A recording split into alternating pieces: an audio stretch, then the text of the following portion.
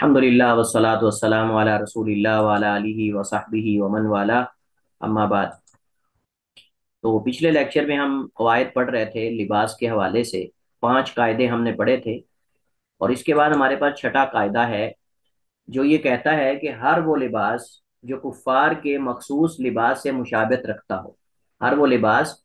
جو کفار کے مخصوص لباس سے مشابہت رکھتا ہو وہ بھی حرام ہے، وہ پہننا بھی جائز نہیں ہے، یعنی ان کے ساتھ خاص ہو جائے۔ ایک لباس وہ ہے جو آپ انٹرنیشنل کہہ سکتے ہیں کہ وہ عام ہو جاتا ہے، یعنی وہ اس کے اندر کوئی قباحت نہیں، سارے ہی پہن رہے ہیں، لیکن ایک لباس ہے جو ان کے ساتھ مخصوص ہو جاتا ہے، کفار کے ساتھ، کسی بھی کافروں میں سے قوم کے ساتھ، تو وہ پہننا جائز نہیں ہے۔ بلکہ ابن قیم رحمہ اللہ تعالیٰ نے کتاب ان کی ہے ایک احکام اہل ذمہ، ابن قیم رحمہ اللہ تعالیٰ کی، علامہ ابن قیم کی کتاب ہے احکام اہل ذمہ۔ اس کتاب کے اندر انہوں نے یہاں تک لکھا ہے کہ جو اہل ذمہ اسلامی ریاست میں رہتے ہیں ان کا لباس مسلمانوں کے لباس سے الگ ہونا چاہیے، ان کا لباس مسلمانوں کے لباس سے الگ ہونا چاہیے، تاکہ فرق کیا جائے کہ یہ مسلمان نہیں بلکہ کافر ہیں۔ کیونکہ بسا اوقات جو ہے وہ ان لوگوں کے غیر معروف ہونے کی وجہ سے نقصان بھی ہو جاتا ہے، کبھی ان لوگوں کے اسلامی ریاست کے اندر غیر معروف رہنے کی وجہ سے نقصان بھی ہو جاتا ہے۔ اس وجہ سے وہ فرماتے ہیں کہ جو اہل ذمہ، یعنی اقلیات اسلامی ریاستوں میں رہتے ہیں، ان کا لباس الگ ہونا چاہیے، ان کا لباس دیگر مسلمانوں والا لباس نہیں ہونا چاہیے۔ اس کا مطلب پھر یہ ہوا کہ مسلمانوں کا لباس بھی ان کے لباس کی طرح نہیں ہونا چاہیے، مسلمانوں کا لباس بھی ان کے لباس کی طرح نہیں ہونا چاہیے، اور یہ مشابہت ہے، اور مشابہت جائز نہیں ہے۔ حضرت عبداللہ ابن عمر رضی اللہ تعالیٰ عنہما روایت کرتے ہیں، فرماتے ہیں قال رسول اللہ صلی اللہ علیہ وسلم من تشبہ بقوم فہو منہم، جو کسی قوم سے مشابہت اختیار کرتا ہے وہ ان میں سے شمار ہوتا ہے، اور وہ ان ہی میں سے ہے۔ اب اس قاعدے کے اندر بھی کچھ تنبیہات آتی ہیں جو کہ قابل توجہ ہیں۔ سب سے پہلی تنبیہ یہ ہے کہ بعض علماء نے اس میں وہ خاص ٹوپیاں بھی شامل کی ہیں جو فراغت پانے والے طلبہ کو پہنائی جاتی ہیں۔ کیا کہتے ہیں جی ان کو؟ جو یونیورسٹیز کالجز وغیرہ میں ڈگری جب دیتے ہیں تو سر پہ وہ مثلث 3 چکوروں والی، 3 کونوں والی ٹوپی جو رکھتے ہیں سر پہ، کیا کہتے ہیں اس کو؟ سر وہ کانوکیشن میں ڈریسنگ جو انہوں نے بنائی ہوتی ہے.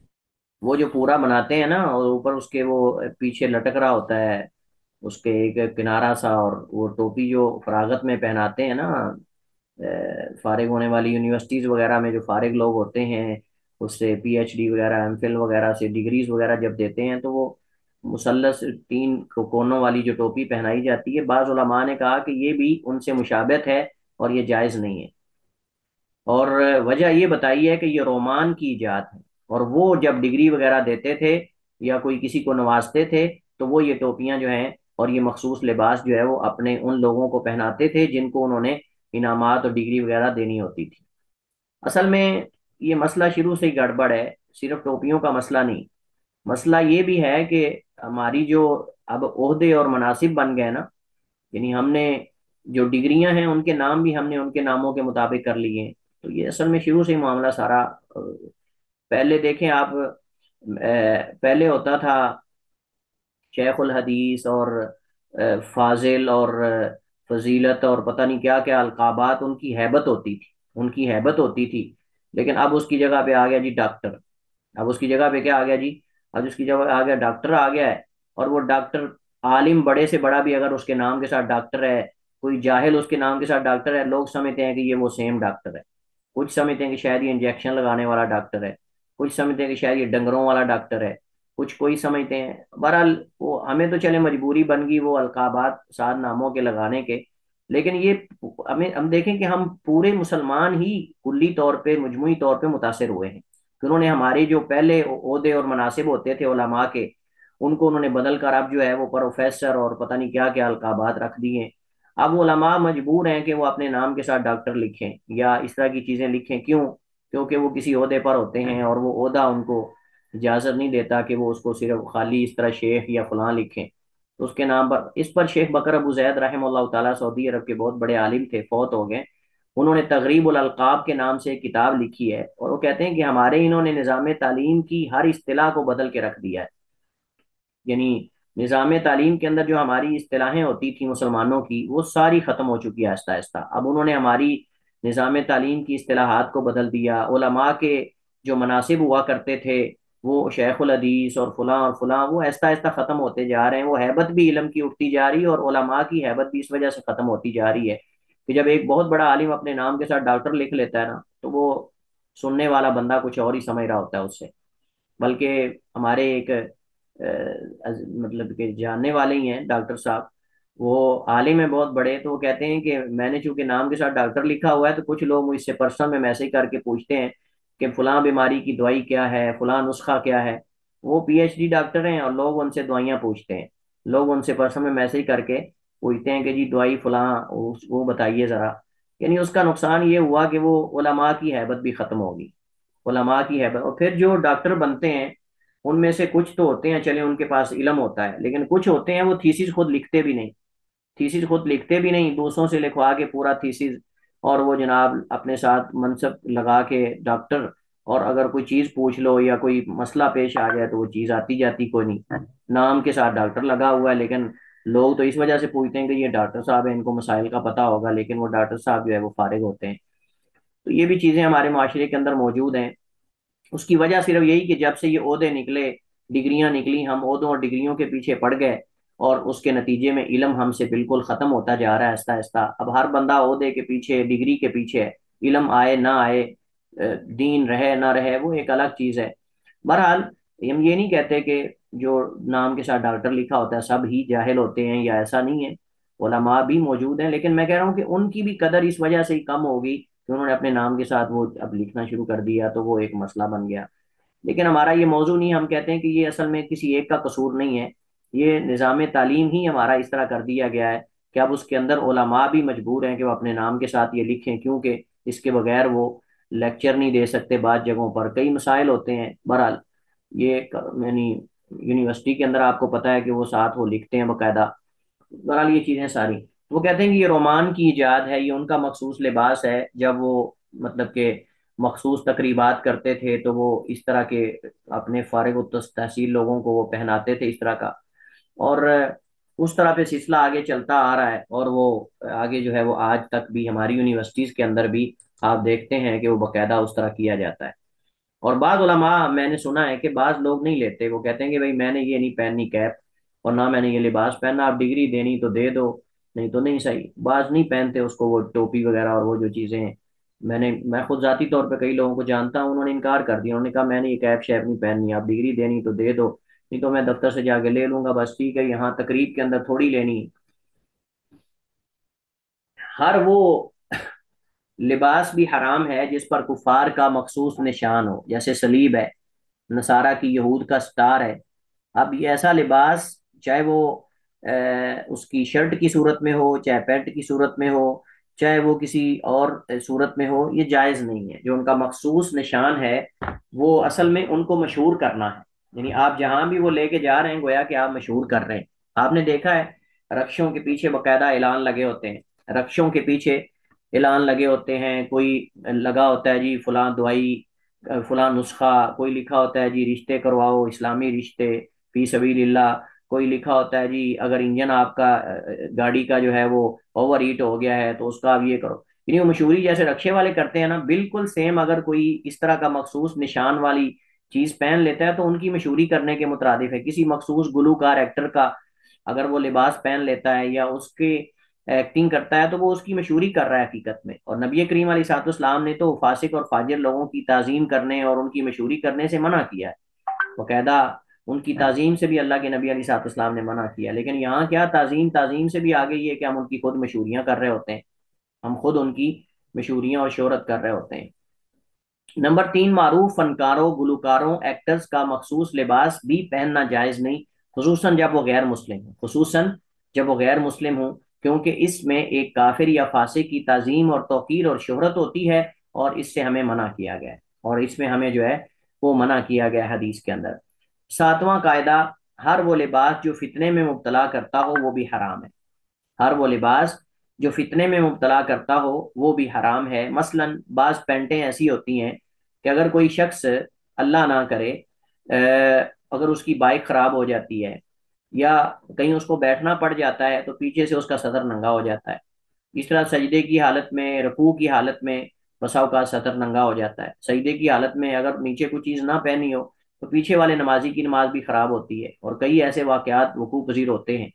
اب وہ جان بوجھ کر پینٹوں کو اتنا اوپر کر کے سلائی کرتے ہیں کہ اگر کوئی اوپر چڑھانا بھی چاہے تو وہ چڑھ ہی نہیں سکتی. یعنی یہ پوری سازش کے تحت ہمارے لباس کو اس قدر تنگ کر دیا گیا کہ نہ یہ ریلیکس ہو کر سجدہ کر سکے، نہ یہ ریلیکس ہو کے رکوع کر سکے، اور جو ہے وہ رکوع سجدے کرے بھی تو آدھا اوپر سے جو ہے وہ سطر اس کا ننگا ہو جائے. یعنی ہمیں انہوں نے ایسا لباس پہنا دیا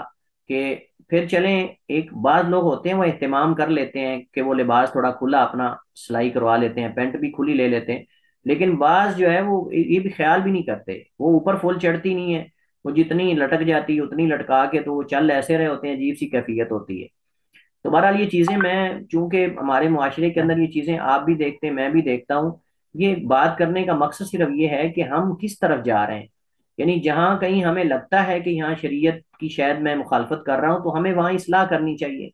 اب ہم یہ نہیں کہتے کہ پینٹ یا شرٹ وغیرہ پہننا یہ کوئی حرام ہے، لیکن وہ صحیح ساتر تو ہونی چاہیے نا، کہ وہ سطر انسان کا اس سے جو ہے وہ کور ہوتا ہو. یہ تو نہیں ہے کہ آدمی کہیں بیٹھے تو وہ سطر کھل جائے، سجدے میں جائے تو سطر کھل جائے، تشہد بیٹھنا چاہے تو بیٹھ نہ سکے تشہد، سجدہ کرنا چاہے تو ریلیکس ہو کے سجدہ بھی نہ کر سکے. ایسے لباس پہ تو حدیث کے اندر باقاعدہ منع کیا گیا. نبی صلی اللہ علیہ وسلم نے شما اور صدل اور اسی طرح سما، یعنی ایسے لباس سے منع کیا جس سے انسان کے ہاتھ بھی نہ حرکت کر سکیں، اور باقاعدہ حدیث کے اندر اس کی مثالیں موجود ہیں. ایسا لباس جس میں انسان ریلیکس ہو کر نماز نہ پڑھ سکے اسے روکا گیا. مختلف سما ہے، صدل ہے، اور اس کے علاوہ اور بھی قسمیں کئی حدیث کے اندر ذکر ہوئی ہیں. اللہ تعالیٰ قرآن کریم میں فرماتا ہے قل للمؤمنین قل للمؤمنات یغضضن من ابصارہن ویحفظن فروجہن، کہ اے نبی فرما دیجئے مومن عورتوں سے کہہ دیں اپنی نگاہیں نیچی رکھیں اور اپنی شرم گاہوں کی حفاظت کریں. وَيَحْفَظْنَ فُرُوجَهُنَّ وَلَا يُبْدِينَ زِينَتَهُنَّ إِلَّا مَا ظَهَرَ مِنْهَا، اور اپنی زیب و زینت ظاہر نہ کریں مگر جو اس میں سے ظاہر ہو جائے، مگر جو اس میں سے ظاہر ہو جائے. یعنی اس میں کوئی چارہ نہ ہو اس کو ڈھانپنے یا چھپانے میں تو اس میں کوئی حرج نہیں. بعض علماء نے کا اس سے مراد ہاتھ ہیں، بعض علماء نے کا اس سے مراد قدم ہیں، اور بعض علماء نے کا اس سے مراد جو اوپر والی اوڑھنیاں ہیں ان کی خوبصورتی اور زیب و زینت ہے. مختلف علماء نے اس میں اقوال بیان کی ہیں. وَقَرْنَ فِي بُيُوتِكُنَّ، اور اپنے گھروں میں ٹھہری رہو. وَلَا تَبَرَّجْنَ تَبَرُّجَ الْجَاهِلِيَّةِ الْأُولَىٰ، اور نہ نکلو تم جیسے جہلیت کی عورتوں کی طرح نکلنا، جیسے جہلیت میں لوگ عورتیں نکلتی تھیں بغیر پردے کے، معطر ہو کر، اور اس طرح وہ کیفیت نہیں ہونی چاہیے. اس حوالے سے بھی کچھ تنبیہات ہیں. سب سے پہلی تنبیہ تو یہ ہے کہ تنگ لباس پہننا حرام ہے، اور یہ خواتین و حضرات دونوں کے لیے ہی حکم ایک ہے. انتہائی باریک یا بہت زیادہ شوخ لباس پہننا بھی حرام ہے. اور یہاں اصل میں تنگ لباس یا باریک لباس بھی اس وجہ سے ہی ہے کہ وہ لباس جو ہے وہ، جیسے ہم نے پیچھے یہ قاعدہ پڑھا نا کہ فتنے میں مبتلا کرتا ہے. ایسا لباس فتنے میں چونکہ مبتلا کرتا ہے زیادہ ایسا لباس پہننا جائز نہیں. آٹھواں قاعدہ ہمارے پاس ہے جی، ہر وہ لباس جس میں زیرو چیزوں کی تصویریں ہوں، ہر وہ لباس جس میں زیرو چیزوں کی تصویریں ہوں وہ بھی حرام ہے. وہ کسی شیر کی تصویر ہو، وہ کسی اور جو ہے وہ انسان کی تصویر ہو، جو بھی تصویر شکل نمایاں ہو، واضح ہو، چہرہ اس کے اندر موجود ہو، تو ایسی تصویر والی شرٹ پہننا، ایسی تصویر والا کوئی لباس پہننا یہ جائز نہیں ہے. خصوصاً پھر آدمی اس کو لے کے نماز میں کے لیے بھی جاتا ہے، مسجد میں بھی جاتا ہے، اور پھر نمازی اس کو دیکھ دیکھ کے پیچھے والے بھی وہ پریشان ہوتے ہیں اور توجہ ساری اس کی طرف چلی جاتی ہے. تو ویسے بھی تصویر آپ جانتے ہیں کہ اس کی حرمت جو ہے جو چھپ جاتی ہے وہ تو واقعتاً ہی حرمت میں آ جاتی ہے. یہ ایک الگ بات ہے کہ کیمرے کے اندر جب تک ہے کیا وہ جائز ہے کہ نہیں، یہ ایک الگ مسئلہ. لیکن جب وہ پرنٹ کی صورت میں سامنے آ جاتی ہے یا مورتی کی صورت میں بنا دی جاتی ہے تو اس وقت تو وہ حرام ہے، اس وقت تو وہ حرام ہے اس صورت کے اندر، اللہ کے کوئی مجبوری ہو یا کوئی عذر ہو وہ ایک الگ چیز ہے. تو بہرحال ایسا لباس پہن لینا کہ جس پہ تصویریں بنی ہوں، ہاں اگر اس چیز کی تصویر شکل نہیں ہے، شکل چہرہ اس کا نہیں ہے تو پھر کوئی حرج نہیں. اگر چہرہ اس کا نہیں ہے تو پھر کوئی حرج نہیں ہے. اور اگر اس کا چہرہ بھی ہے، مکمل شکل نمایاں ہے، تو یہ تصویر کے حکم میں ہے. نواں قاعدہ یہ ہے کہ ہر وہ لباس جس کا پہننا بڑوں کے لیے جائز نہیں، بچوں کے لیے بھی اسے پہننا جائز نہیں ہے. یعنی یہ جو ہم قواعد و اصول پڑھ رہے ہیں اس کا مطلب یہ نہیں کہ بچوں پہ اپلائی، مطلب بچوں پہ اپلائی ہو جائیں گے. یہ بچوں کے لیے یہ جائز ہو جائیں گے، نہیں، ہمیں بچوں کو بھی تربیت یہی دینی چاہیے۔ لیکن اب بچوں کو ہم فری ہینڈ کر دیں گے شروع سے ہی، تو صاف ظاہر ہے کہ بڑے ہو کر پھر ان کے اندر وہ عادت بن جاتی ہے۔ تو یہ احکامات جو ہیں وہ بڑوں اور بچوں سب کے لیے ہیں، بڑوں اور بچوں سب کے لیے ہیں۔ 10واں قاعدہ یہ ہے کہ ریشمی لباس مردوں کے لیے حرام ہے، ہاں کسی بیماری کے سبب جائز ہے۔ اور یہ حدیث بھی انشاءاللہ ہم پڑھیں گے باب کے اندر، کہ ریشمی لباس جو ہے یہ مردوں کے لیے حرام ہے، ہاں بعض صورتیں مستثنا ہیں، ان صورتوں میں مرد پہن سکتے ہیں۔ مثلا مردوں کے لیے 3 صورتیں مستثنا ہیں، مردوں کے لیے 3 صورتیں مستثنا ہیں۔ نمبر 1، علاج کے لیے ریشم کا پہننا، جیسا کہ خارش وغیرہ کے لیے نبی علیہ الصلوۃ والسلام نے بعض صحابہ کرام کو رخصت دی تھی۔ اللہ کے نبی علیہ الصلوۃ والسلام نے بعض صحابہ کرام کو رخصت دی تھی کہ وہ خارش وغیرہ سے بچنے کے لیے ریشم کا لباس، چونکہ نرم ہوتا ہے آپ جانتے ہیں، تو جو تھوڑا ہارڈ ہوتا ہے کپڑا وہ جسم پہ جب خارش ہو تو تھوڑا اذیت دیتا ہے، تو اس وجہ سے جو ہے وہ نبی علیہ الصلوۃ والسلام نے بعض صحابہ کرام کو ریشم کا لباس پہننے کی اجازت دی تھی۔ عام کپڑے کے تابع ہو، یعنی مکس ہو، خالص نہ ہو۔ مکس ہونے کا مطلب یہ کہ 1 سے 4 انگلیوں کے درمیان ہو، اس سے زیادہ بڑی پٹی نہ ہو، 1 سے 4 انگلیوں کے درمیان درمیان ہو، یعنی 1 2 3، حد 4 ہے، 4 انگلیوں سے زیادہ نہیں ہونا چاہیے، 4 انگلیوں سے، یعنی بارڈر وغیرہ کی صورت کے اندر، جیسے لباس کے اندر بارڈر بنایا ہوتا ہے، ڈیزائننگ وغیرہ کی ہوتی ہے۔ اچھا، یہ 2 صورتیں ہو گئیں جس میں مرد کے لیے ریشم پہننا جائز ہے۔ ایک تیسری صورت بھی مستثنا کی ہے علماء نے، وہ ہے حالت جنگ میں۔ حالت جنگ میں کسی خاص مقصد کے لیے بھی ریشم کا لباس پہنا جا سکتا ہے، مثلا دشمن کو ہیبت زدہ کرنے کے لیے، یا آپ جانتے ہیں کہ تکبر ویسے جائز نہیں ہے، لیکن دشمن کے سامنے میدان جنگ کے اندر اکڑ کے کھڑا ہونا یا اکڑ کے چلنا یہ مطلوب ہے،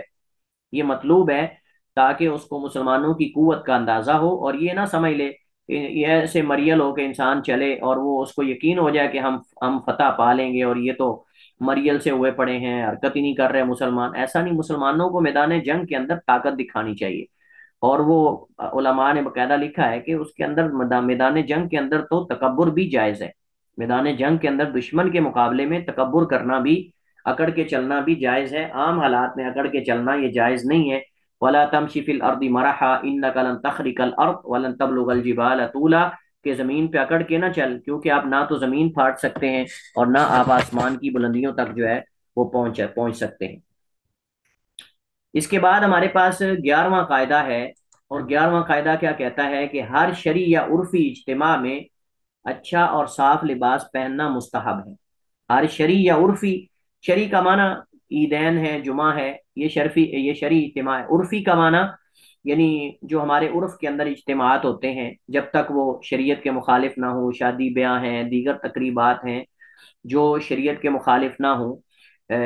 جلسے وغیرہ ہوتے ہیں، واعظ و نصیحت وغیرہ کے پروگرامز ہوتے ہیں۔ اب مثلا یہ عام عرفی ہے، تو اس میں اچھا صاف لباس پہننا، سفید لباس پہننا یہ مستحب ہے۔ 12واں قاعدہ وہ کیا کہتا ہے کہ لباس میں سنت طریقہ یہی ہے کہ وہ قوم اور اہل علاقہ کے عرف کے مطابق ہو، کہ وہ قوم اور اہل علاقہ کے عرف کے مطابق ہو۔ یہ نہ ہو کہ سارے اہل علاقہ نے لباس اور پہنا ہو اور یہ حضرت ایک اور ہی لباس پہن کے پھر رہے ہو۔ میں اس حوالے سے آپ کو دلچسپ بات بتاتا ہوں کہ آپ نے دیکھا ہے دیہاتوں میں جو ملنگ ہوتے ہیں، ملنگوں کو کتے کیوں پڑتے ہیں؟ آپ نے کبھی غور کیا ہے؟ یہ جو مانگنے والے آتے ہیں نا دیہاتوں میں، یا یعنی کسی بھی علاقے میں مانگنے والے جب آتے ہیں تو ان کو کتے کیوں ان کے پیچھے لگتے ہیں؟ آپ نے کبھی نوٹ کیا ہے؟ کھلا کھلا سا ہاں، اور ہاں، تو ان کے کتے اس وجہ سے پیچھے لگ جاتے ہیں مانگنے والوں کے کہ ان کا لباس مختلف ہوتا ہے پورے اسے اہل علاقہ سے۔ وہ چولا پہنا ہوتا ہے انہوں نے ہرے رنگ کا، اور کوئی نہ کوئی مخصوص لباس ہوتا ہے، وہ کتوں کو دور سے پتا، آپ کتے کو غیب تو نہیں جانتے، وہ عالم الغیب تو نہیں کتے کوئی، لیکن وہ لباس سے ان کو اندازہ ہو جاتا ہے کہ یہ ہم جس لباس سے ہم مانوس ہیں وہ لباس اس بندے کا نہیں۔ تو اب مثلا کچھ لوگ ایسے ہیں، وہ سعودی عرب کے اندر جب رہتے ہیں نا تو وہاں وہ کپڑے پہنتے ہیں، سارے سعودیوں نے وہاں جبے پہنے ہوتے ہیں۔ ہمارے وہاں جامعہ اسلامیہ میں بھی بعض ایسے طلبہ تھے،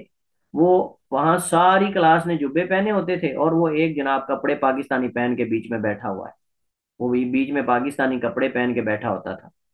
تو بڑا عجیب لگتا تھا کہ ساری کلاس میں تمام ممالک کے طلبہ نے جبے پہنے ہوئے ہیں، اور یہ حضرت صاحب جو ہے وہ کپڑے بیچ میں پہن کے بیٹھے ہوئے ہیں، اور پھر پتہ کیا ہے،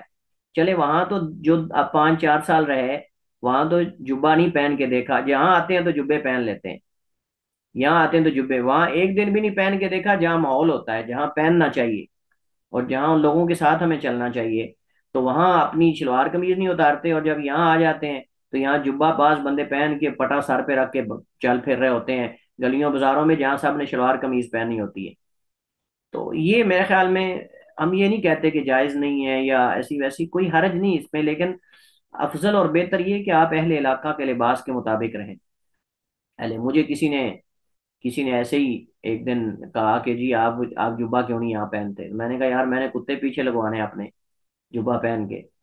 تو کہتے کیسے، میں نے پھر ان کو یہ ملنگوں والی بات سنائی، میں نے کہا کہ ملنگ دیکھا ہے آپ نے کہ وہ جب کہیں جاتا ہے نا تو وہ کتے اس کے پیچھے لگ جاتے ہیں، اس وجہ سے کہ وہ لباس منفرد ہوتا ہے، تھوڑا الگ سا ہوتا ہے۔ تو اب بندہ بائک چلانے لگا ہے، وہ جبہ کہاں رکھے گا، وہ جبہ وہ کیسے اس کو سنبھالے گا، اور وہ مثلا کوئی بھی چیز چلانی ہے آپ نے، چھلانگ لگانی ہے، تو مسائل تو رہتے ہیں بہرحال اس کے، تو لیکن بہرحال ہم یہ نہیں کہتے کہ صحیح نہیں، لیکن ماحول کے مطابق انسان کو چلنا چاہیے، جو ماحول اہل قوم کا، اہل علاقہ کا لباس ہو اس کے مطابق رہنا چاہیے۔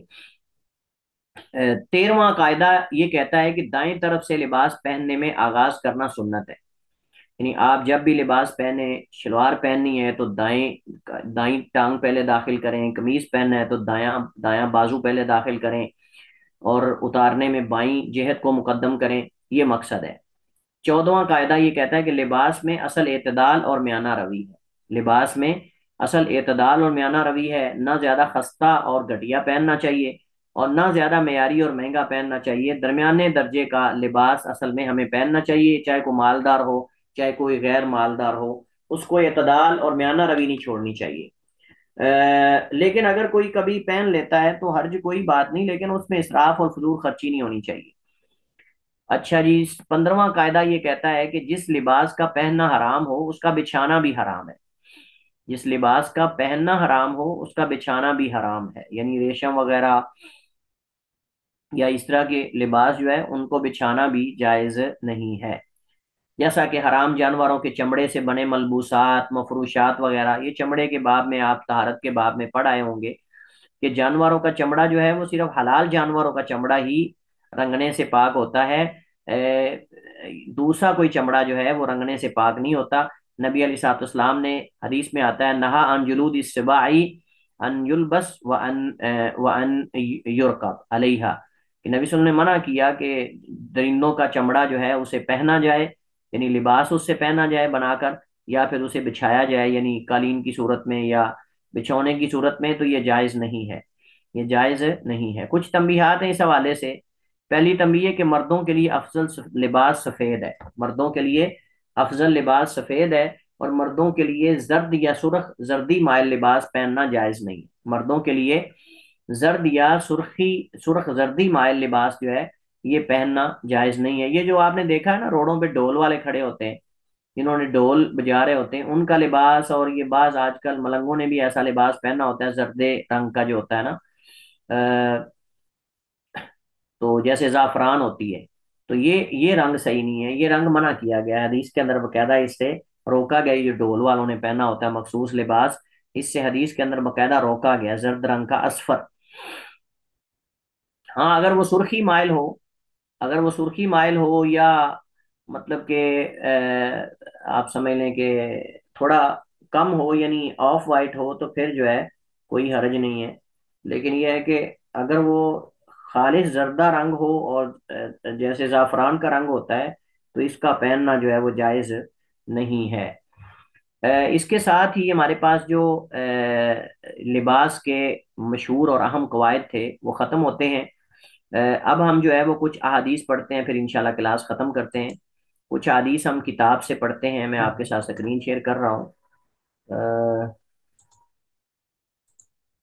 باب اللباس، سب سے پہلی حدیث ہمارے پاس ابو عامر اشعری کی ہے، ابو عامر اشعری کی سب سے پہلی ہمارے پاس جو ہے وہ حدیث ہے، کون پڑھے گا آپ میں سے؟ یس سر، میں پڑھتی ہوں۔ پڑھیں۔ عن أبي عامر الأشعري رضي الله تعالى عنه قال قال رسول الله صلى الله عليه وسلم لا يكونن من أمتي أقوام يستحلون الهر والحرير رواه أبو داود وأصله في البخاري. احسنتی. حضرت ابو عامر اشری جو ہیں، ان کے نام میں اختلاف ہے. ان کے نام میں اختلاف ہے. بعض کہتے ہیں کہ ان کا نام عبداللہ بن ہانی ہے، بعض کہتے ہیں ان کا نام عبید بن وہب ہے، اور بھی ان کے اندر اقوال ہیں. بہرحال یہ ایسے صحابی ہیں جو اپنی کنیت سے معروف ہیں. یہ ایسے صحابی ہیں جو اپنی کنیت سے معروف ہیں. اور میں نے پہلے متعدد بار آپ کے سامنے یہ گزارش کی ہے کہ جو صحابہ کرام اپنی کنیتوں سے مشہور ہو گئے، ان کے نام یا تو غیر معروف ہیں یا پھر ان کے ناموں میں اختلاف ہے. جیسے حضرت ابو ہریرہ رضی اللہ تعالیٰ عنہ اپنی کنیت سے مشہور ہو گئے، اس وجہ سے ان کے نام میں بہت لمبا چوڑا اختلاف ہے. 20 کے قریب علماء نے اقوال ذکر کیے ہیں، اور حافظ ابن حجر نے وہ قول ذکر کر کے کہا کہ اس میں راجی عبد الرحمن ابن صخر ہے. تو یہ بیان کرتے ہیں، شامی صحابی ہیں، شام میں رہے اور یمن کے قبائل میں سے ہیں. اشری آپ کو وجہ یمنیین ہیں، اہل یمن ہے. حضرت ابو موسیٰ اشری بھی اسی خاندان سے تھے، اسی قبیلے سے تھے. اور یہ عبد الملک بن مروان کی دور خلافت تک جو ہے وہ زندہ رہے. عبد الملک بن مروان کے دور خلافت تک زندہ رہے، جیسے حافظ ابن حجر نے الاصابہ وغیرہ میں نقل کیا ہے. تو وہ بیان کرتے ہیں ابو عامر اللہ کے نبی علیہ الصلوۃ والسلام سے، کالا کہتے ہیں کالا رسول اللہ صلی اللہ علیہ وسلم، نبی علیہ السلام نے فرمایا لَيَكُونَنَّ البتہ ضرور میری امت میں سے، من امتی میری امت میں سے ہوں گی، اقوام قومیں یعنی لوگ، ان قریب میری امت میں ایسے لوگ آئیں گے، یستحلون استحل،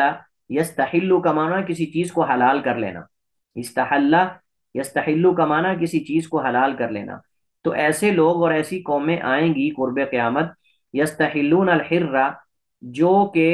شرم گاہ کو حلال کر لیں گی، یعنی مراد زنا ہے، زنا کو حلال سمجھیں گے، والحریرہ اور ریشم کو پہننا بھی حلال سمجھیں گے. رواہ ابو داود، اسے ابو داود نے روایت کیا ہے، اسے ابو داود نے روایت کیا ہے. اور امام بخاری کے ہاں بھی اس کی اصل موجود ہے، یعنی حدیث کی اصل جو ہے وہ صحیح بخاری میں موجود ہے، لیکن یہ حدیث جو ہے وہ سنن ابی داود میں ہے. اور صحیح بخاری میں جو حدیث موجود ہے وہ میں ذکر کر دیتا ہوں بطور فائدہ کے. نبی علیہ الصلوۃ والسلام کی حدیث ہے، حضرت ابو عامر ابو مالک اشری، دونوں امام بخاری کہتے ہیں یا ابو عامر ہیں یا ابو مالک ہیں، کہتے ہیں واللہ ما کذبنی، یعنی مجھے انہوں نے جھوٹ نہیں بولا. سامع نبی صلی اللہ علیہ وسلم، سنا نبی علیہ الصلوۃ والسلام سے انہوں نے یقول ہوا فرما رہے تھے، لَيَكُونَنَّ مِنْ أُمَّتِي أَقْوَامٌ ان قریب میری امت میں سے ایسے لوگ آئیں گے، یستحلون الحر والحریر جو حلال سمجھیں گے زنا کو، اور الحر سے مراد شرم گاہ ہے لیکن مراد یہاں زنا ہے، جو زنا کو حلال سمجھیں گے، ٹھیک ہے. اور والخمرہ اور اسی طرح شراب کو، والمعازفہ اور موسیقی کے آلات کو، وَلَيَنزِلَنَّ أَقْوَامٌ إِلَى جَنْبِ عَلَمٍ يَرُوحُ عَلَيْهِمْ بِسَا. آگے ہمارے متعلق یہ حدیث نہیں ہے، بس اتنی حدیث ہمارے موضوع سے متعلق ہے کہ ایسے لوگ آئیں گے جو زنا، ریشم، شراب اور موسیقی کے آلات کو حلال سمجھیں گے. اور یہ صحیح بخاری میں ہے اور یہ صحیح حدیث ہے. بہرحال وہ اس حدیث کی تائید کر رہی ہے، اس حدیث کی تائید کر رہی ہے جی. تو اس حدیث میں کچھ چیزیں جو ہیں وہ قابل وضاحت ہیں، میں وہ ان کی وضاحت کرتا ہوں. سب سے پہلے ہے الحرا، الحرا یستحلون الحرا. ایک ہوتا ہے الحرا، یہ الحرا نہیں، یہ تخفیف کے ساتھ ہے الحرا. الحرا جو ہے یہ اصل میں ہر ہن سے ہے، ہر ہن، ہر ہن سے ہے، ہا را ہا، ہر ہن سے یہ ماخوذ ہے. اور اس کی جمع آتی ہے احراح،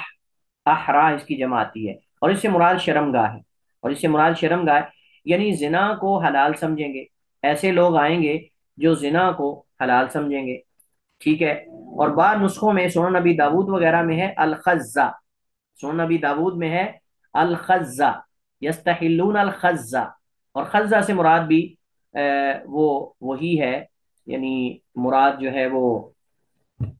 پھر خزہ اگر مراد ہو تو پھر اس سے مراد مخصوص لباس ہے،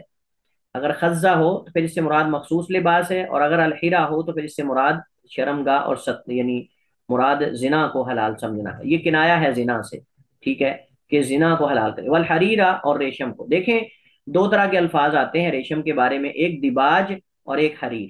حریر جو ہے یہ اصلی ریشم کو کہتے ہیں، اور دیباج جو ہے، دیباج اس کپڑے کو کہتے ہیں جس کے اندر ریشم ہو، خالص تو نہ ہو لیکن اس کے اندر ریشم زیادہ مقدار میں موجود ہو۔ لیکن پہلا جو ہے الحریر وہ خالص ہے، اور الدباج جو ہے وہ مکس جو ہوتا ہے جس کے اندر ریشم بھی ہو اور دوسرا کپڑا بھی جو ہے وہ موجود ہو۔ یعنی آپ یہ کہہ سکتے ہیں کہ حریر عام ریشم ہے اور دباج جو ہے یہ خاص ہے، اور دباج جو ہے یہ خاص ریشم کو کہتے ہیں۔ اب یہ جو حدیث ہے، یہ حدیث جو چیزیں اس میں ذکر کی گئی ہیں ان کی حرمت پر دلیل ہے، زنا کی حرمت پر دلیل ہے، اور اس طرح ریشم کی حرمت پر دلیل ہے۔ باقی ریشم بعض صورتوں میں پہنا جا سکتا ہے جو ہم نے حدیث کے اندر پڑھی۔ اگر میں آپ سے سوال کروں کہ ریشم کو مردوں پر حرام کیوں کیا گیا، تو اس کا کیا جواب ہے؟ سر کیونکہ جنت میں ان کے لیے حلال ہے، اس لیے۔ جی، بعض لوگوں نے کہا ہے کہ جی جنت اہل جنت کا لباس ہے، اس وجہ سے تو پھر وہ عورتوں کے لیے بھی ہونا چاہیے، پھر عورتوں کے لیے بھی وہ حرام ہونا چاہیے۔ سر یا پھر مردوں سے مشابہت، عورتوں سے مشابہت ہے اس وجہ سے۔ جی، تو ایک تو یہ ہے کہ عورتوں سے مشابہت تاکہ نہ ہو، اور دوسرا یہ ہے کہ اس میں کفار سے مشابہت ہے، کفار جو ہیں وہ سونے چاندی کے برتنوں میں کھاتے ہیں اور ریشم کا لباس جو ہے وہ بکثرت پہنتے ہیں، اس وجہ سے روکا گیا ہے، اس وجہ سے جو ہے وہ روکا گیا ہے۔ مثلا حدیث میں آتا ہے، حضرت حذیفہ بن یمان رضی اللہ تعالیٰ عنہ سے روایت ہے، وہ بیان کرتے ہیں کہ نبی علیہ السلام نے فرمایا الذهب والفضة والحرير والدباج هي لهم في الدنيا، سونا چاندی ریشم دیباج یعنی مخصوص جو ریشم ہے وہ یا لہم فی دنیا، یہ ان کے لیے دنیا میں ساری چیزیں، وَلَكُمْ فِي الْآخِرَةِ، اور تمہارے لیے آخرت میں ہے، اور تمہارے لیے آخرت میں ہے۔ مطلب اس وجہ سے روکا گیا تاکہ کفار سے مشابہت نہ ہو، دوسرا یہ ہے کہ عورتوں سے مشابہت نہ ہو، اور تیسرا یہ ہے کہ یہ چونکہ ریشم کا لباس جو ہے یہ زیادہ آپ سمجھ لیں کہ ناز و نعمت پہ دلالت کرتا ہے، کہ ناز و نعمت کے اندر انسان زندگی گزارتا ہے، اور مبالغہ ہے اس میں، یعنی ناز و نعمت کے اندر مبالغہ ہے آپ کہہ سکتے ہیں، اور یہ مردوں کی صفات میں سے نہیں ہے نخرے کرنا، اور مطلب کہ ناز و نعمت کے اندر جیسے عورتیں خوبصورت بن کے رہتی ہیں ایسے مرد خوبصورت اس انداز سے بن کے رہیں عورتوں کی طرح، یہ اصل میں شاید بعض علماء نے کہا کہ اس وجہ سے جو ہے وہ ناز و نعمت میں اتنا زیادہ مردوں کے لیے رہنا درست نہیں ہے، البتہ عورت کے لیے جو ہے یہ درست اور جائز ہے، چونکہ عورت کو اللہ سبحانہ و تعالیٰ نے جو ہے وہ حکم دیا ہے کہ وہ اپنے شوہر کے لیے جو ہے وہ زیب و زینت اختیار کرے۔ حدیث جو ہے وہ اس بات کی دلیل ہے کہ ریشم کو بچھانا اور اس کو پہننا مردوں کے لیے یہ جائز نہیں ہے، یہ جائز نہیں ہے۔ اس کے بعد ہمارے پاس جو حدیث ہے، اگلی حدیث جو ہے، اس حدیث کا عنوان کیا ہم دے سکتے ہیں؟ اس حدیث کا عنوان یہ دے سکتے ہیں کہ کتنا ریشم پہنا جا سکتا ہے، کتنا ریشم جو ہے وہ پہنا جا سکتا ہے، کتنی مقدار پہننا جائز ہے۔ تو اس میں حضرت حذیفہ رضی اللہ تعالی عنہ کی حدیث ہے، وہ کہتے ہیں کہ نہا رسول اللہ، منع کیا اللہ کے نبی علیہ السلام نے، ان نشربا، یہ کہ ہم پئیں، فی آنیت الذهب والفضہ، ابھی جو حدیث میں آپ کے سامنے پڑھ رہا تھا، فی آنیت الذهب والفضہ، سونے اور چاندی کے برتنوں میں ہم پئیں، اس سے اللہ کے نبی نے منع کیا، وان ناکل فیہا، اور اس میں ہم کھائیں، اسے بھی منع کیا،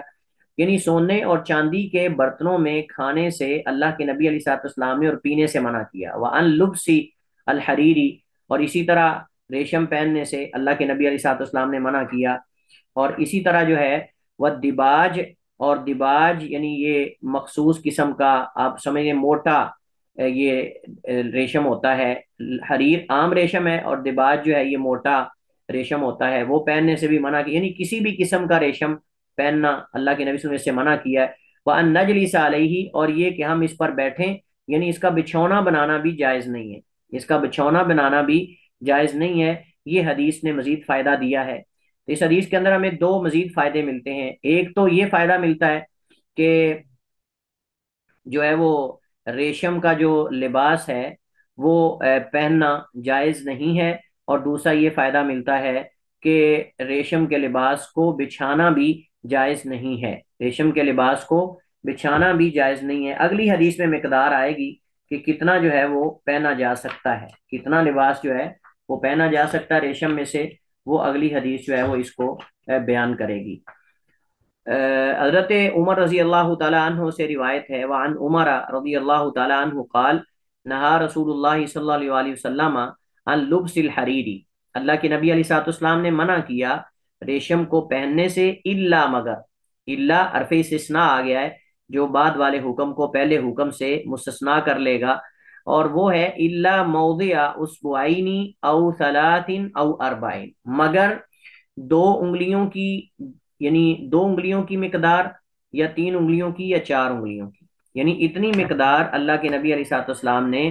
پہننے کی اجازت دی ہے، اتنی مقدار مردوں کے لیے پہننے کی جو ہے وہ اجازت دی ہے۔ مثلا جیسے بارڈر سائڈ پہ لگا ہوتا ہے، یا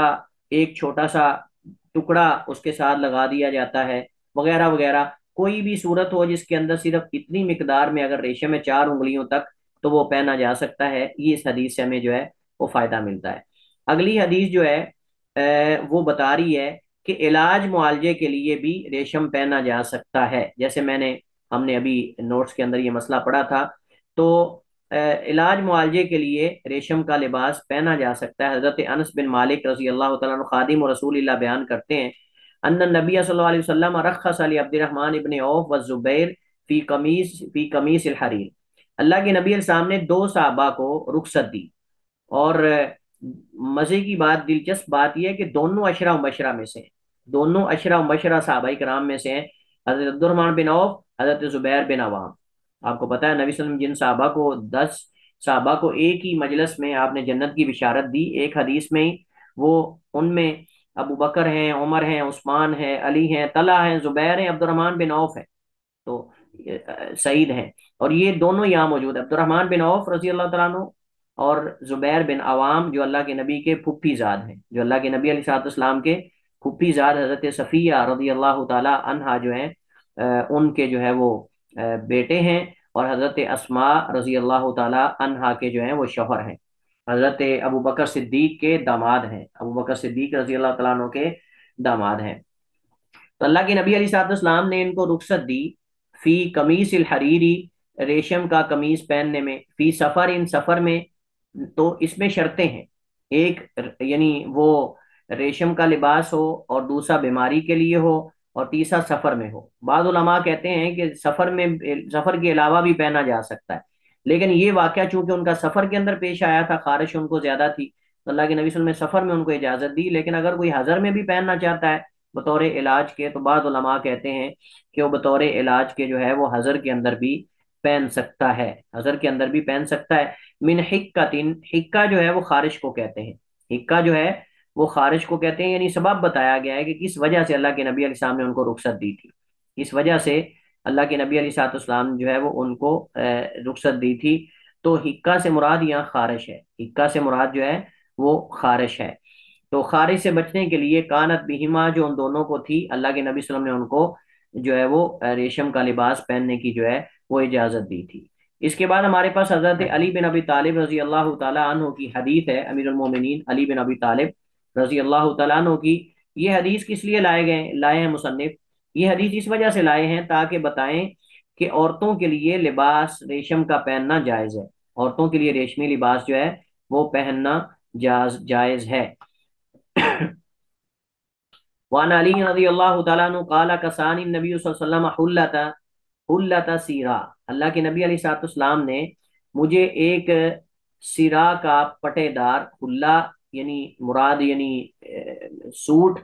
حلہ کہتے ہیں سوٹ کو جس کے اندر جو ہے وہ شلوار قمیض دونوں ہو، جس کے اندر شلوار قمیض دونوں اسے حلہ کہتے ہیں، اور جس میں صرف قمیض ہو اس کو جبہ کہتے ہیں۔ یہ بات آپ فرق ذہن میں رکھ لیں،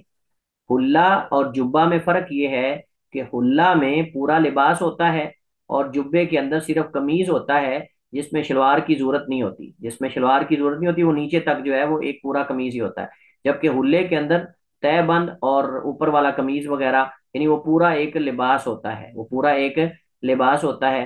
تو اللہ کے نبی علیہ الصلوۃ والسلام نے جو ہے یہ سیرا اس کا نام ہے، یہ سیرا جو ہے وہ اس کا نام ہے۔ علماء کرام فرماتے ہیں کہ سیرا جو ہے یہ ریشم کی ایک قسم ہے، ریشم کی ایک قسم ہے۔ بعض علماء نے کہا کہ اس سے مراد خالص ریشم ہے، بعض علماء نے کہا کہ اس سے مراد جو ہے وہ خالص ریشم ہے، اور بعض علماء نے اس کی اور بھی توجیحات جو ہیں وہ کی ہیں، بعض علماء نے اس کی اور بھی توجیحات کی ہیں، واللہ عالم۔ تو بہرحال یہ ایک نام ہے ریشم کا۔ تو اللہ کے نبی علیہ الصلوۃ والسلام نے ان کو یہ جبہ دیا، فخرج تو کہتے ہیں کہ میں نکلا، فخرج تو میں نکلا فیہا اس میں، یعنی اسے پہن کر، فرأیت الغضب فی وجہی، تو جب اللہ کے نبی نے مجھے دیکھا تو اللہ کے نبی علیہ الصلوۃ والسلام جو ہے وہ آپ غصے میں آ گئے، اللہ کے نبی علیہ الصلوۃ والسلام کا رنگ بدل گیا اور صحابہ پہچان جاتے تھے کہ آپ کو یہ پسند نہیں۔ کہتے ہیں فرأیت الغضب فی وجہی، تو میں نے دیکھا غصہ نبی علیہ الصلوۃ والسلام کے چہرے میں، یعنی غصے کے اثرات میں نے دیکھے۔ فشققتھا، تو میں نے اسے پھاڑا، بین نسائی، اپنی گھر کی عورتوں کے درمیان، یعنی ان میں تقسیم کر دیا، میں نے اسے پھاڑ کر اپنے گھر کی عورتوں میں تقسیم کر دیا، اور میں نے کہا کہ ٹھیک ہے یہ لے لو اور تم پہن لو۔ اس سے کیسے ہمیں پتا چلا کہ عورتوں کے لیے ریشمی لباس پہننا جائز ہے؟ کیونکہ سر انہوں نے وہاں ان میں وہ خواتین کے اندر تقسیم کر دیا تھا، اس لیے اگر خواتین کے اندر یہ جائز ہے تبھی تو تقسیم کیا ہے، ورنہ تقسیم ہی نہ کرتے، ویسے جی پھاڑ کے ضائع کر دیتے۔ جی، تو ان کا اس جبے کو اپنے سے آپ سے اتار کر عورتوں کو دے دینا اس بات کی دلیل ہے کہ خواتین کے لیے جائز ہے، اگر جائز نہ ہوتا تو اللہ کے نبی علیہ الصلوۃ والسلام ناراض ہوتے۔ اور یہ عورتیں کون تھیں؟ حضرت علی کے گھر میں جو بھی خواتین تھیں، مثلا حضرت فاطمہ ہیں، فاطمہ بنت نبی صلی اللہ علیہ وسلم، فاطمہ الزہرا رضی اللہ تعالیٰ عنہ حضرت علی کی زوجہ ہیں، وہ ہیں۔ فاطمہ بنت اسد ہیں جو حضرت علی کی والدہ ہیں، اور فاطمہ بنت حمزہ بن عبد المطلب جو حضرت حمزہ کی بیٹی ہیں، جو کہ حضرت حمزہ کی بیٹی ہیں، اور فاطمہ بنت شیبہ ابن ربیعہ جو کہ عقیل کی بیوی ہیں، جو کہ عقیل جو حضرت علی کے بھائی ہیں ان کی بیوی ہیں۔ تو یہ ان کے گھر کی عورتیں تھیں، ان کے اندر انہوں نے سب کو دے دیا یا ایک دو کو دے دیا، بہرحال انہوں نے وہ جبہ پھاڑ کے جو ہے ان کو حصوں میں تقسیم کر کے ان کو دے دیا کہ وہ اپنا کوئی چیز اس سے بنا لیں، دوپٹہ بنا لیں یا کوئی بھی چیز اس سے جو ہے وہ بنا لیں۔ حدیث یہ متفق علیہ ہے، اور اس حدیث سے ایک تو ریشم مردوں پر حرام ہونے کی دلیل ملتی ہے کہ مردوں پر ریشم حرام ہے، اور اس کی دلیل اللہ کے نبی علیہ الصلوۃ والسلام کے چہرے کا بدل جانا حضرت علی کے اوپر اس جبے کو دیکھ کر، اور دوسرا اس حدیث سے پتہ چلتا ہے کہ عورتوں کے لیے ریشم پہننا جو ہے وہ جائز ہے، اور اس پر علماء کا اجماع ہے، اور اس پر علماء کا جو ہے وہ اجماع ہے۔ اور اس حدیث سے پتہ چلتا ہے کہ نبی علیہ الصلوۃ والسلام کا حضرت علی کو جبہ دینا، اس کا یہ ہرگز مطلب نہیں تھا کہ وہ حلال ہے، اس کا ہرگز مطلب نہیں تھا کہ وہ حلال ہے، لیکن حضرت علی رضی اللہ تعالیٰ عنہ کو جبہ دینے کا مقصد یہ تھا کہ علی اپنے گھر کی عورتوں کو دے دیں، ڈیوائڈ کر لیں ان کو، یعنی ان کو کسی اور جگہ استعمال کر لیں، یہ نہیں کہا تھا کہ تم پہن لو۔ حضرت علی انہوں نے کہا کہ علی سمجھدار ہیں اور وہ صاف ظاہر ہے کہ اس کو کہیں اور استعمال کریں گے، لیکن علی رضی اللہ عنہ سمجھے کہ شاید آپ نے مجھے اس لیے دیا کہ میں پہن سکتا ہوں، تو بہرحال غلط فہمی ہو گئی۔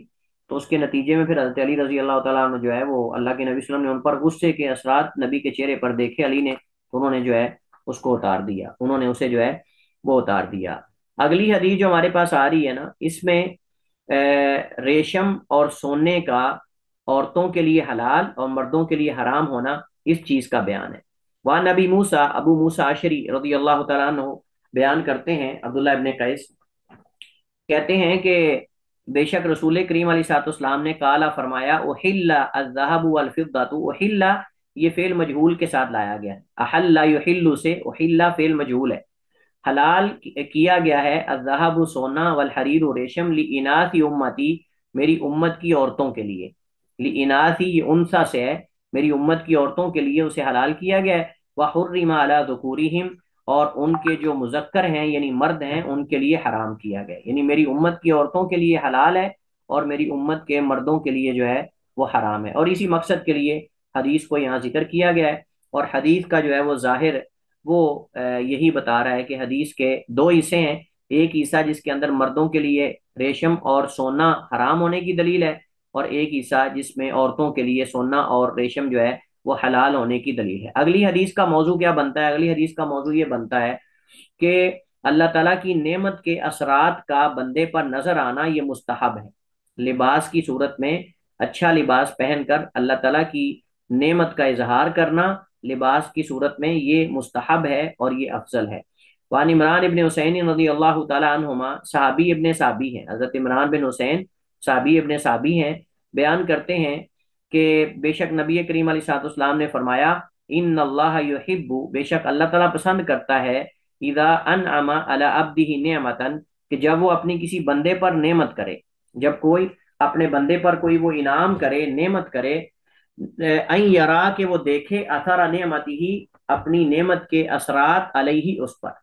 یعنی اگر اللہ سبحانہ و تعالیٰ کسی بندے پر احسان کرتا ہے مال اور دولت دے کر، تو اللہ کو بہت پسند ہے کہ اللہ اس اپنے بندے پر اس نعمت کا اثر دیکھے، اس اپنے بندے پر اس نعمت کا جو ہے وہ اثر دیکھے۔ اب اس حدیث سے ہمیں پتہ چلتا ہے، حدیث کے شواہد ہیں، اور حدیث جو ہے وہ صحیح درجے کی حدیث ہے، اور حدیث جو ہے وہ صحیح درجے کی ہے۔ تو اس حدیث کے اندر ہمیں یہ پتہ چلتا ہے کہ مالدار آدمی کو اچھا لباس پہننا چاہیے۔ حضرت ابو الاحوص الجشمی اپنے باپ سے بیان کرتے ہیں، ان کے باپ اپنا واقعہ بیان کرتے ہیں جو میں اس دن بیان کر رہا، کہ کہتے ہیں کہ میں اللہ کے نبی کے پاس آیا، میرے پاس کوئی اتنا لباس اچھا نہیں تھا میرے اوپر، تو اللہ کے نبی نے مجھ سے پوچھا اللہ کا مال، کیا تمہارے پاس مال ہے؟ قالا، تو کہتے ہیں میں نے کہا ہاں۔ قال من ای المال، کون سا مال تمہارے پاس ہے؟ قالا، انہوں نے کہا قد آتانی اللہ من الابل والغنم والخیل والرقیق، اللہ نے مجھے ساری قسم کا مال دیا ہے۔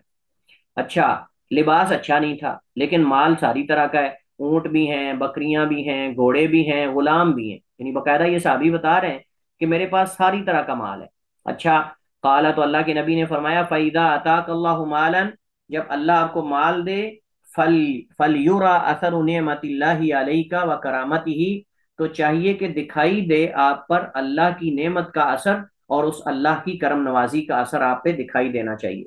افسوس ہے کہ بہت سارے لوگوں کے اندر اس چیز کا فقدان ہے، بہت سارے لوگوں کے اندر اس چیز کا فقدان ہے۔ اللہ نے ہر طرح کا مال دیا ہوتا ہے، لاکھوں نہیں کروڑوں پتی لوگ موجود ہوتے ہیں، لیکن جان بوجھ کر خستہ جوتا ٹوٹا ہوا پہنتے ہیں، پھٹا ہوا لباس پہنتے ہیں، تاکہ کوئی فقیر ہاتھ اٹھا کے مانگ ہی نہ لے،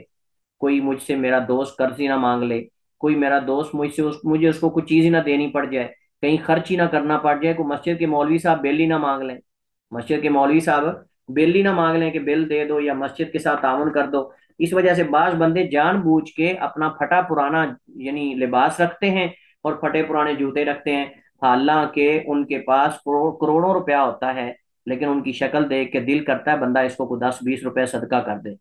دل کرتا ہے کہ بندہ اس کو کوئی 10-20 روپے صدقہ کر دے۔ یہ تو بعد میں پتہ چلتا ہے کہ یہ بندہ تو کروڑوں پتی ہے، لیکن اس کی حالت ایسی ہے کہ گویا کہ اللہ کا ناشکرا انسان ہے، اور یہ اچھا لباس بھی پہننا گوارا نہیں کرتا۔ اور کیا فائدہ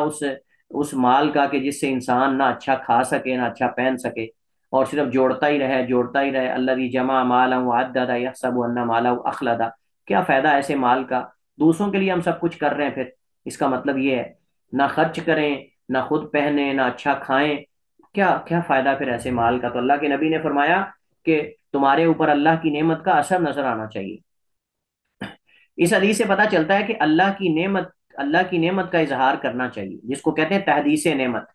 تحدیث نعمت کے طور پر اچھا لباس پہننا یہ بھی اس میں آتا ہے، اگر اللہ نے آپ کو نعمت دی ہے، انعام کیا ہے، تو آپ اچھا لباس پہنیں۔ لیکن علماء کرام فرماتے ہیں کہ اگر ہم دو طرح کی نصوص ہمارے سامنے ہیں، کچھ نصوص ایسی ہیں، کچھ ایسے دلائل ہیں جن سے پتہ چلتا ہے کہ فضول خرچی نہیں کرنی چاہیے، اور کچھ ایسے ہیں جن سے پتہ چلتا ہے کہ بالکل کنجوسی بھی نہیں کرنی چاہیے، یعنی اچھا لباس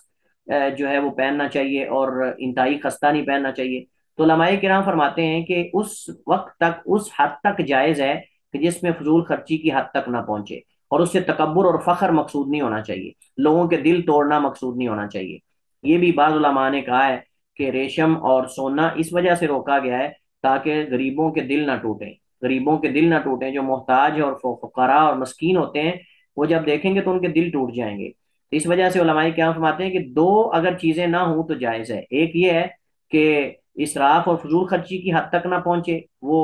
یعنی جو آپ پیسے لگا رہے ہیں، اور دوسرا یہ ہے کہ اس سے اتنا زیادہ نہ ہو کہ فخر اور تکبر اور جو اکڑ ہے اور یہ چیزیں لازم آئیں اور اس سے غریبوں کے دل ٹوٹیں۔ یہ وہ کہتے ہیں کہ اس صورت کے اندر جو ہے وہ جائز نہیں ہے. یعنی اگر یہ دو شرطیں ہیں تو آپ اچھا لباس پہن سکتے ہیں جتنا چاہیں. ان شرطوں کے ان شرطوں کے آپ سمجھ لیں کہ ان کو مد نظر رکھتے ہوئے، ان شرطوں کو مد نظر رکھتے ہوئے. اچھا جی، چلیے جی، خلاص اس پہ ہم اکتفا کرتے ہیں. باقی انشاءاللہ حدیث ہم اگلے لیکچر میں مکمل کریں گے. واللہ تعالی عالم واحکم، وصلی اللہ وسلم علی نبینا محمد وعلی آلہ وصحبہ وسلم.